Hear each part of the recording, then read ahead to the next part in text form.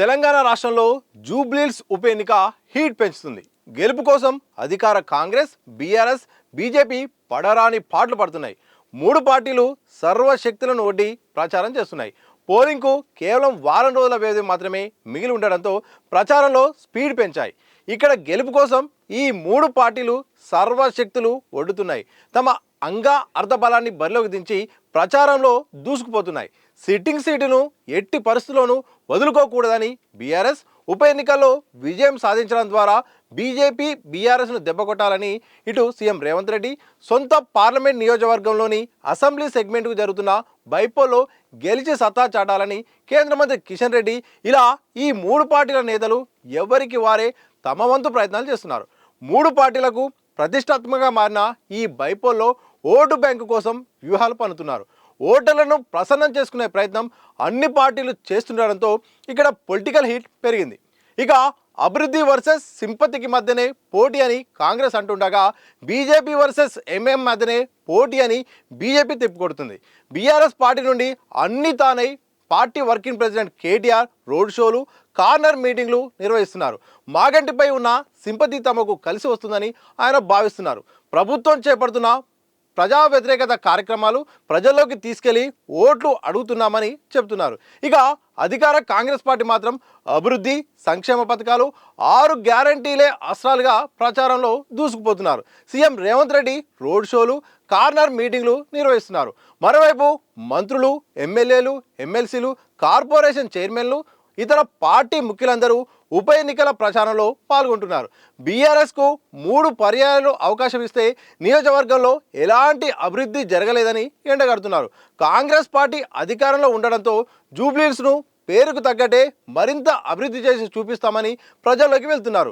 BJP అభ్యర్థికి మద్దతుగా కేంద్ర మంత్రి కిషన్ రెడ్డి అన్ని తానే ప్రచారం చేపడుతున్నారు. మోడీ చేపడుతున్న అభివృద్ధి పథకాలు, రాష్ట్రానికి ఇస్తున్న నిధులను రాష్ట్ర ప్రభుత్వం తమ సొంత ఖాతాల్లోకి వేసుకొని లబ్ధి పొందాలని చూస్తుందని ఆయన అధికార పార్టీపై ఆరోపణలు గుప్పిస్తున్నారు. మొత్తం మీద జూబ్లీహిల్స్ నియోజకవర్గంలో 3 పార్టీల మధ్య మాటల యుద్ధం పతాక స్థాయికి చేరింది. మరోవైపు జూబ్లీహిల్స్ నియోజకవర్గం అంటే అందరూ సంపన్నులు ఉండే ప్రాంతం అనే భావనలో ఉంటారు. కానీ నేతి బీరకాయలో నెయ్యి ఉండదనే విధంగా జూబ్లీహిల్స్లో ధనికుల శాతం తక్కువగా ఉంది. మొత్తం 4 లక్షల పైగా ఓటర్లున్న ఇక్కడ సంపన్నులు కేవలం 20% లోపే ఉండగా 80% పేద మధ్యతరగతి ప్రజలు నివాసం ఉంటున్నారు. ఈ సెగ్మెంట్లో మొత్తం 7 డివిజన్లు ఉండగా యూసఫ్గూడ, సోమాజిగూడ, వెంకట్రావు నగర్, షేక్పేట, ఎర్రగడ్డ, బోరబండ, రెహమత్ నగర్లు ఉన్నాయి. వీటిలో రెహమత్ నగర్ అతిపెద్ద డివిజన్ కాగా 3 పార్టీలు ఇక్కడ ఓట్లపై దృష్టి సారించాయి. ఈ డివిజన్లో పేదల బస్తీలే అధికంగా ఉన్నాయి. దీంతో వారిని ప్రసన్నం చేసుకునే ప్రయత్నాలు ముమ్మరంగా చేస్తున్నారు. అంతేకాకుండా సుమారు 20% ఇక్కడ మైనార్టీ ఓటర్లు ఉన్నారు. వీరిలో ఓట్లు పొందేందుకు ఇటు కాంగ్రెస్, బీఆర్ఎస్ విశ్వ ప్రయత్నాలు చేస్తున్నాయి. ఒక్క బీజేపీ మాత్రం 2 పార్టీలను ఎండగడుతున్నది. ఇక ఎమ్మెల్యే, ఎమ్మెల్సీ కానప్పటికీ మాజీ క్రికెటర్ మహమ్మద్ అజారుద్దీన్ను సీఎం రేవంత్ రెడ్డి తన క్యాబినెట్లోకి మంత్రిగా తీసుకున్నారు. ఇది తమకు ఉప ఎన్నికల్లో కలిసి వస్తుందని ఆశతో ఉంది. సుమారు 80,000కు పైగా మైనార్టీ ఓటర్లు ఈ నియోజకవర్గంలో ఉండగా వారు తమతో కలిసి వస్తారని గట్టిగా నమ్ముతున్నది. ఇటీవల మహమ్మద్ అజారుద్దీన్ను మంత్రిగా తీసుకోవడం కూడా ప్లస్ అవుతుందనే భావనలో కాంగ్రెస్ ఉంది. ఇలా 3 పార్టీలు, ఇటు బీజేపీ మాత్రం ఎలాగైనా ఇక్కడ గెలవాలి, గెలిచి మేమే తెలంగాణ రాష్ట్రంలో ప్రత్యామ్నాయం అని కూడా చెప్పాలని ఇటు బీజేపీ చూస్తుంది. ఇదే సందర్భంలో కేంద్ర మంత్రి కిషన్ రెడ్డి సొంత కాన్స్టిట్యున్సీ కావడంతో ఆయనకు చాలా సవాల్గా మారిపోయింది. మరోవైపు రామచంద్రరావు కొత్తగా అధ్యక్షుడు కావడంతో, అధ్యక్షుడు అయిన తర్వాత జరుగుతున్న ఉప ఎన్నిక కావడంతో ఆయన పైన కూడా భారం ఉన్నది. ఇలా బీజేపీ అయితే మాత్రం వాళ్ళ స్టైల్లో వాళ్ళైతే మాత్రం ఎక్కువగా ఇంటింటి ప్రచారం పైన డిపెండ్ అయి ఉన్నారు. ఇక బీఆర్ఎస్ అయితే మాత్రం సిట్టింగ్ స్థానాన్ని కాపాడుకోవాలి. ఎందుకంటే గతంలో ఇక్కడ హైదరాబాద్లో పట్టుంది. గత ఓటర్ మైనార్టీలు కూడా మా వైపే ఉన్నారు. ఆ ఓటు బ్యాంకును కాపాడుకుంటూ, సిట్టింగ్ స్థితిని కాపాడుకుంటూ ప్రజా వ్యతిరేకత విధానాలు కాంగ్రెస్ చేస్తుంది. ఇక ప్రజలు మా వైపే ఉన్నారు.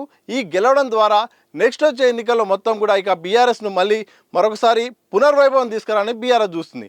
ఇక కాంగ్రెస్ పార్టీ అయితే మాత్రం గ్రేటర్లో బలాన్ని పెంచుకోవడానికి, గ్రేటర్ ఎన్నికల్లో సత్తా చాటడానికి ఈ ఎన్నిక అనేది చాలా అవసరము.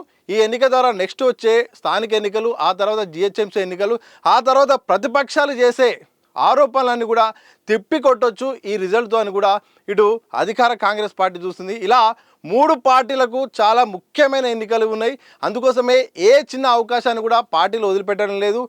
వ్యూహాలు, ప్రతి వ్యూహాలు, ప్రణాళికలు, విమర్శలు, ఇలా సోషల్ మీడియా ఏ చిన్న దాన్ని కూడా వదిలిపెట్టకుండా ఓటు బ్యాంకు పదిలంగా ఉండేలాగా, ఓట్లు పెరిగిపోయే విధానంగా ఉండాలని చూస్తున్నది. చిన్న చిన్న అవకాశాలను కూడా మూడు పార్టీలు వదిలిపెట్టట్లేవు. ఇలా జూబ్లీహిల్స్ ఉప ఎన్నిక అనేది మాత్రం చాలా ప్రతిష్టాత్మకంగా తెలంగాణ రాష్ట్రంలో మారిపోయింది. దీంతో ప్రచార స్పీడ్ కూడా పెరిగిపోయింది. కొన్ని రోజులే ప్రచారానికి సమయం ఉండడంతో ఇక అన్ని రకాల పార్టీలు అన్ని రకాల అవకాశాలను ఉపయోగించి గెలిచి నిలిచాలని కూడా చూస్తున్నాయి. మరి చూడాలి జూబ్లీహిల్స్ ఓటర్లు ఏ పార్టీకి ఏ అభ్యర్థికి పట్టం కడతారో. మరికొద్ది రోజుల్లో అయితే మాత్రం ఒక క్లారిటీ వచ్చే అవకాశం ఉంది.